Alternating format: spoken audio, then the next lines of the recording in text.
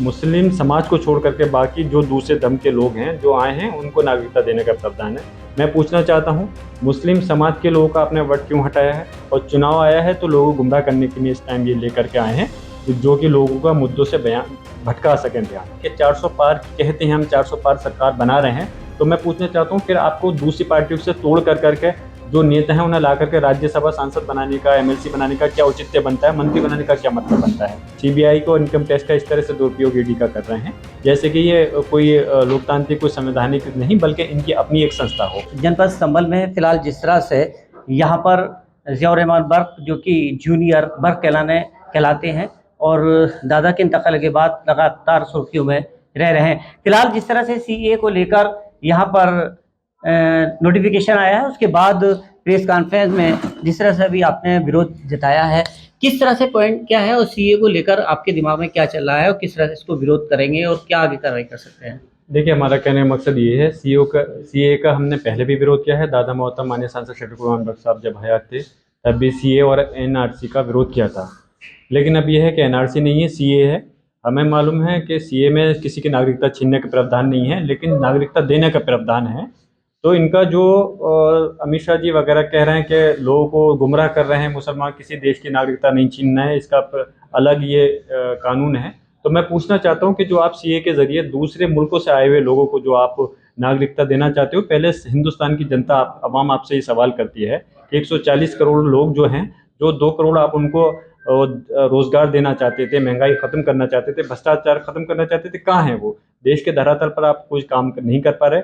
और जहाँ तक सीए की बात है, हम इसकी मुखालफत में हैं, क्योंकि इसके अंदर इन्होंने जो किया है कि पाकिस्तान, बांग्लादेश और अफगानिस्तान के से जो मुस्लिम समाज को छोड़ करके बाकी जो दूसरे धर्म के लोग हैं जो आए हैं उनको नागरिकता देने का प्रावधान है। मैं पूछना चाहता हूँ, मुस्लिम समाज के लोगों का आपने वोट क्यों हटाया है? मैं इसकी मुखालफत करता हूँ, इसकी मजम्मत करता हूँ। इस देश के में मुसलमान भी रहते हैं, उस देश के नागरिक भी हैं, मालिक भी हैं, और इस देश को आज़ाद कराने के लिए उन्होंने भी अपनी खून की कुर्बानियाँ दी हैं। तो उनको सीए अगर उनको शामिल करना था तो शामिल आप धर्म के नाम पर या राष्ट्र के नाम पर आप वो नागरिकता देने का कोई मतलब नहीं बनता। आपको नागरिकता देनी थी तो इस देश के अंदर जिस भी धर्म से, चाहे मुसलमान हो, हिंदू समाज के लोग हों और किसी भी राष्ट्र से आए हो, उनको नागरिकता दी जानी चाहिए। किस तरह से विरोध इसका जताएंगे और क्या आगे उसका इसका विरोध यही करेंगे कि हम जो है, हमें तो उम्मीद नहीं है केंद्र सरकार से, क्योंकि 5 साल से तो उन्होंने ला करके पहले ये पास करा चुके थे और उसको उन्होंने ठंडे बस्ते में डाल दिया था। और चुनाव आया है तो लोगों को गुमराह करने के लिए इस टाइम ये लेकर के आए हैं जो कि लोगों का मुद्दों से बयान भटका सकें ध्यान। इस समय मैं यही चाहूँगा कि अपने जो मेरे कौम के लोग हैं, जो जिम्मेदार हैं, दानिशवर लोग हैं, उनसे बात कर करके इसके लिए सुप्रीम कोर्ट जा करके इसकी मुखालफत हम इसके लिए रिट दायर करेंगे। सर ठीक है, आचार-संहिता लगने वाली है, उससे पहले चुनाव से पहले एक्सटेंड किया गया है। कई जगह पर देखा है कि सीबीआई और ईडी की छापेमारी चल रही है। क्या आपके अखिलेश जी भी इसका विरोध में सामने आए ये हैं? घबराए हुए हैं, परेशान हैं भारतीय जनता पार्टी के लोग जो हैं, जो इनका सर्वे आरएसएस का, उसके अंदर भारतीय जनता पार्टी की सरकार यहाँ से हट रही है। इसलिए इस टाइम जो है दूसरे पार्टी के लोगों, अगर ये 400 पार कहते हैं, हम 400 पार सरकार बना रहे हैं, तो मैं पूछना चाहता हूँ, फिर आपको दूसरी पार्टियों से तोड़ कर करके जो नेता हैं उन्हें ला करके राज्यसभा सांसद बनाने का, एमएलसी बनाने का क्या औचित्य बनता है? मंत्री बनाने का क्या मतलब बनता है?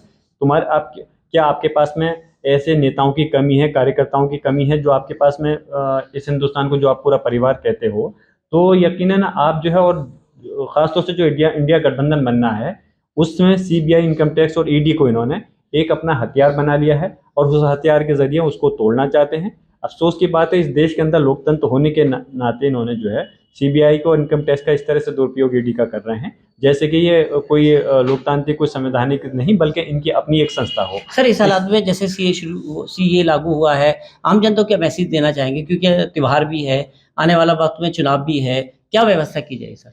मैं यही चाहूँगा कि देखिए, इस समय जो, क्योंकि ज़ाहिर-सी बात है हम कोई धरना प्रदर्शन नहीं कर सकते क्योंकि चुनाव सर पर है। इस समय आचार संहिता लग जाएगी, लेकिन हम कानूनी लड़ाई ज़रूर लड़ेंगे और सुप्रीम कोर्ट में जाकर के इसका विरोध प्रदर्शन ज़रूर करेंगे। हम इसके अंदर रिट दायर करेंगे और मैं यही कहूँगा कि भारतीय जनता पार्टी जो कि मुसलमानों को नेग्लेक्ट कर करके जो लो और ख़ास तौर से सभी समाज का जो है उनके ध्यान से मुद्दे से भटकाना चाहती है, इस समय वो लोग समझ करके और इस केंद्र की सरकार को यहाँ से हटाएं।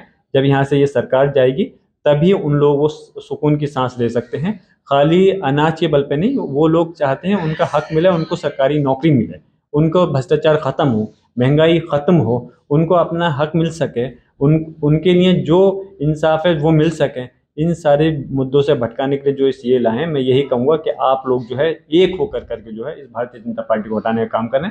रही बात मुसलमानों की, तो मुसलमान इस देश के अंदर जो है गुलाम की हैसियत से नहीं, मालिक की हैसियत से हैं, और आने वाले समय में मुसलमानों ने पहले भी देश के लिए कुर्बानी दी है, आने वाले वक्त में कभी ज़रूरत पड़ी मुसलमान इस देश के लिए पीछे हटने वाला नहीं है। लेकिन जहाँ हक की बात आती है तो हम अपने हक की लड़ाई लड़ने के लिए हम पीछे नहीं रहेंगे। ज़ियाउर रहमान बर्क थे जो कुंदरकी के विधायक हैं और लगातार विरासत को अपने दादा के आगे बढ़ाने की बात कर रहे हैं। अब देखना ये कि किस तरह से आने वाली 2024 का जो चुनाव है किस तरह से स्टंट किया जा सकता है। फिलहाल चुनावी स्टंट के मानते हुए और सीएए के विरोध में फिलहाल ये लोग आगे बढ़ रहे हैं और सुप्रीम कोर्ट जाने की बात कर रहे हैं। लेकिन फिलहाल अपील जनता से की है कि शांतिपूर्वक इसको देखें और पूरी तरह से व्यवस्था कानून व्यवस्था बनाए रखें। वीडियो जर्नलिस्ट महबूब अली के साथ मुजम्मिल दानिश, TV9 भारतवर्ष, संभल।